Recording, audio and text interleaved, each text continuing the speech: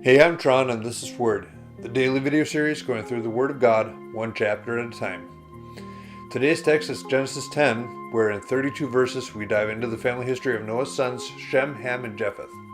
Each line is explored for a few generations to give some insight to what became of the first family after the flood, what they did, where they went, and who, at the time of the writing of Genesis, were related to which tribes and nations. Verse 1 sets up the pretext for this chapter this way. This is the account of the families of Shem, Ham, and Japheth, the three sons of Noah. Many children were born to them after the great flood.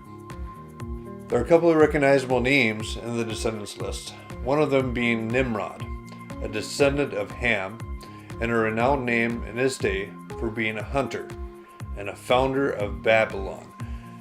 But we often associate it with someone with less than stellar intelligence. We can thank Bugs Bunny for that.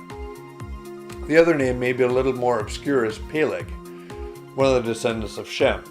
In verse 25, two sons were born to Eber. The name of one was Peleg, division, because in his day the earth was divided. His brother's name was Joktan.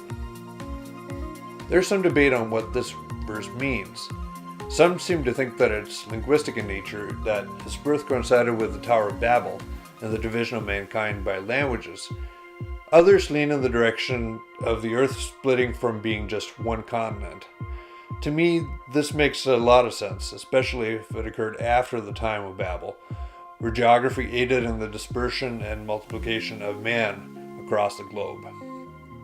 The last verse in Genesis 10 sums up Noah's family tree. These are the clans that descended from Noah's sons, arranged by nation according to their lines of descent. All the nations of the earth descended from these clans after the great flood. And with that, the broad strokes of humanity described in scriptures will start to narrow, and slowly begin to focus in on the makings of a people, a promise, and the seeds of a nation. Next time, humans unite in a rebellion against God in Babel, and we get a much closer look at the family line of Shem in Genesis 11. But that is tomorrow. Until then, Word.